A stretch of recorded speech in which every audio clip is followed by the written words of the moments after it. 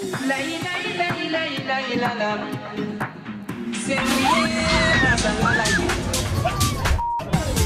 Tercer y último día de EDC México 2025 y qué mejor que tener en estos momentos a Dimitri Vegas in the house. How do you feel, man? I'm good. How are you? Really fine. Waiting to smash the house here. Now you're coming back to Mexico with new music, with your solo project. How do you feel to bring all this new music and your music to this main stage? Amazing. You know, like Mexico was one of the first countries to ever support us in the early days, more than 15 years ago. So I'm super happy to be around, to be able to play here in Mexico in front of my Mexican fans again.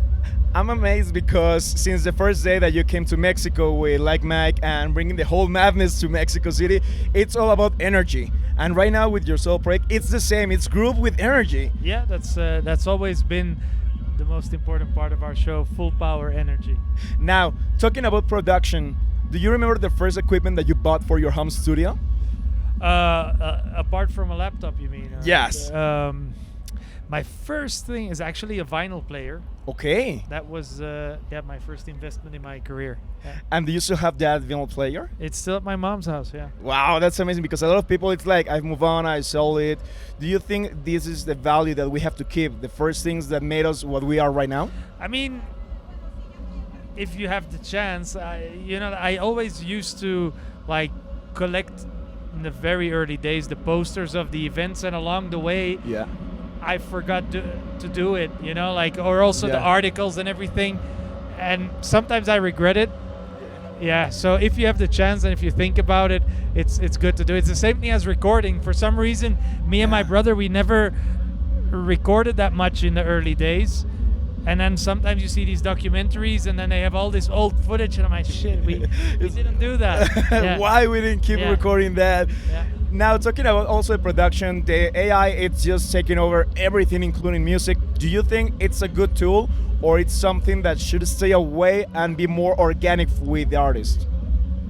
I mean, it's there and you can use it. It would be a little bit unfair to say, okay, you can use AI to replace this job, Yeah. but you can't use it for music, or you can't use it for writing scripts or whatever. I think it's like, or you can use it or you can't. Yes. The question is, what will the end result be? That's a whole deeper conversation, but in my opinion, it's or everybody or nobody. I think it's a tool that we can use and it could help till a certain point. Yeah, but I think we're going to be amazed what we're going to see in the next 2 or 3 years. What we're having now is like the version 0.01. Yeah. I've seen some things that haven't been released yet where I'm like, shit. This is going to be crazy in the next couple of years. Yeah. Now, what's coming for Dimitri Vegas this 2025? I mean, lots of new music. Same for Dimitri Vegas and Like Mike. Mike is also doing a lot of his own new music. A couple of movie projects. It's going to be another busy year. That's amazing. Last but not least, what do you want to say to your Mexican fans? Boys and girls, thank you so much for all the support over all these years. Happy to be back and can't wait to see you guys at the stage. Thank you so much for taking the time, man. Eso simplemente es el tercer día de EDC México 2025. ¡Woo! La ila ila ila ila ila la.